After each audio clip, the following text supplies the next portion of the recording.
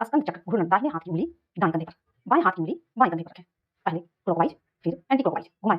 ऊपर की ओर लाते हुए सांस लें, नीचे की ओर लाते हुए सांस छोड़ें। इसका अभ्यास करने से सर्वाइकल। जय गुरुदेव। अब तक के वीडियो में आपने जाना कि गर्भावस्था में कैसा आहार लेना चाहिए। आज का हमारा विषय योग, प्राणायाम एवं विभिन्न प्रकार के व्यायाम पर आधारित होगा। इस वीडियो में आपको विस्तार पूर्वक बताया जाएगा कि गर्भावस्था में किस प्रकार के व्यायाम करने चाहिए, क्या सावधानियां रखनी चाहिए। अतः आपसे निवेदन है कि यह एक बहुत ही संवेदनशील विषय है, तो वीडियो को पूरा देखें, तभी अभ्यास करें, आधी अधूरी जानकारी न लें। योग शब्द संस्कृत के युज धातु से लिया गया है, जिसका अर्थ जोड़ना है। योग की परंपरा भारत में हजारों वर्ष से चली आ रही है।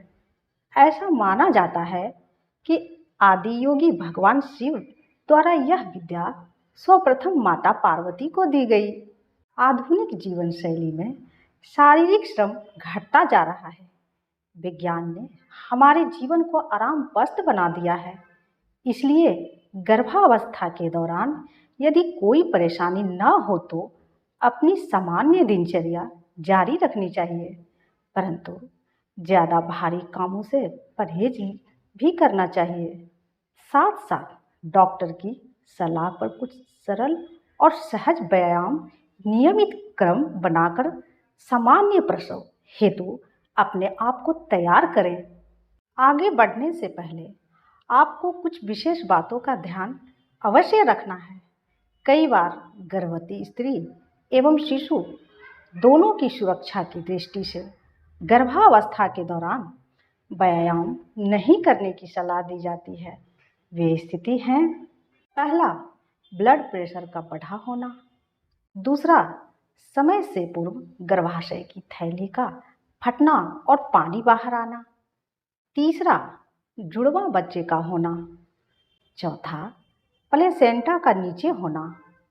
पांचवा, मां का हृदय रोग होना। छठा, बच्चेदानी का मुंह छोटा या खुला हुआ होना। सातवां, गर्भावस्था के दौरान रक्त स्राव होना। आठवां, बच्चा का गर्भ में कम वृद्धि होना।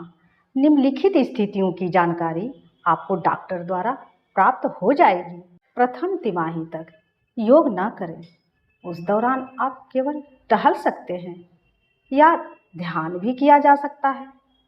पेट पर दबाव डालने वाले आसनों से बचें। अब आप यह जान लें कि आपको योग व ध्यान करने के पूर्व क्या तैयारी करनी है। पहला, योग व ध्यान के लिए सबसे उपयुक्त समय प्रातः काल है। दूसरा, आसन और ध्यान करने से पूर्व अच्छे से फ्रेश हो लें, मूत्राशय और आंतों को खाली कर लें। तीसरा, धूप स्नान के तुरंत बाद आसनों का अभ्यास न करें। चौथा, योग व ध्यान के लिए कंबल या मोटी दरी का प्रयोग करें। पांचवा, वातावरण शुद्ध एवं शांत हो।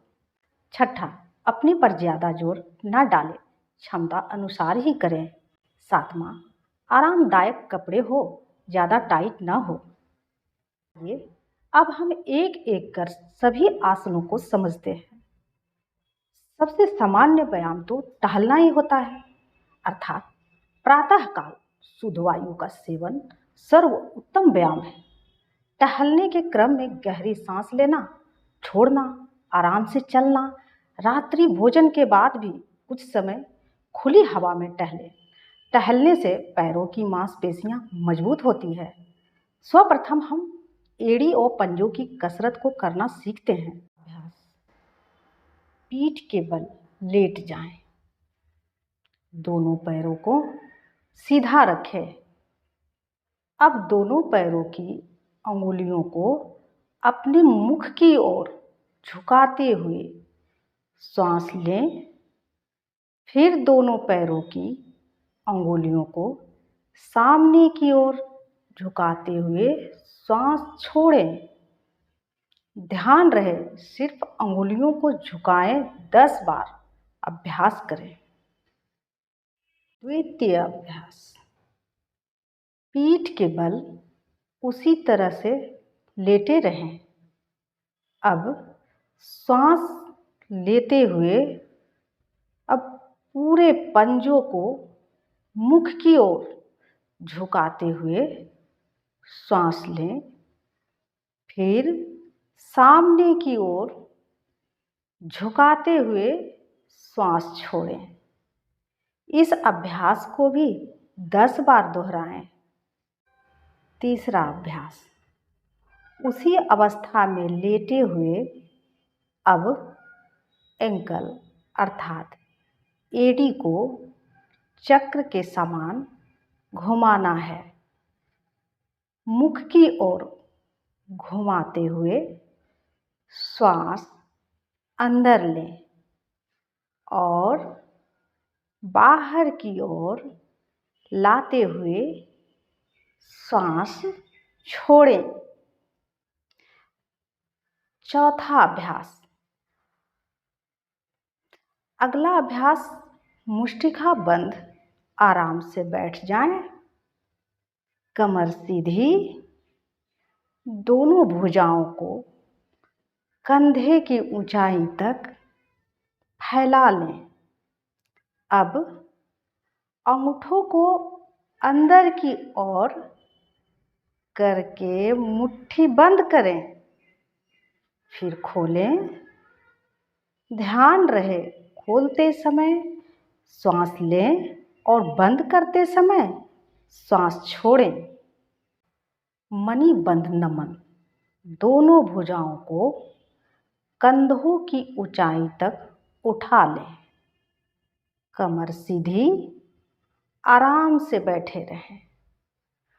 दोनों हाथों की कलाइयों को नीचे की ओर झुकाते हुए सांस लें, फिर ऊपर मोड़ते हुए सांस छोड़ें। छठा अभ्यास, मणिबंध चक्र, कमर सीधी, आराम से बैठे रहें। दोनों भुजाओं को कंधों की ऊंचाई तक फैला लें, फिर अंगूठों को अंदर करके मुट्ठी बंद कर अब कलाइयों को पहले क्लॉकवाइज फिर एंटी क्लॉकवाइज घुमाएं। इसका अभ्यास करने से टाइपिंग लिखने से उत्पन्न तनाव दूर होता है। अभ्यास, स्कंद चक्र घूर्णन, दाहिने हाथ की उंगली दाएं कंधे पर, बाएं हाथ की उंगली बाएं कंधे पर रखें। पहले क्लॉकवाइज फिर एंटी क्लॉकवाइज घुमाएं। ऊपर की ओर लाते हुए सांस लें, नीचे की ओर लाते हुए सांस छोड़ें। इसका अभ्यास करने से सर्वाइकल, कंधे, कमर दर्द में आराम मिलेगा। आशा है कि यह कुछ सूक्ष्म व्यायाम आप अच्छे से सीख गए होंगे। अगले अंश में हम और भी व्यायाम के अभ्यास करेंगे। धन्यवाद।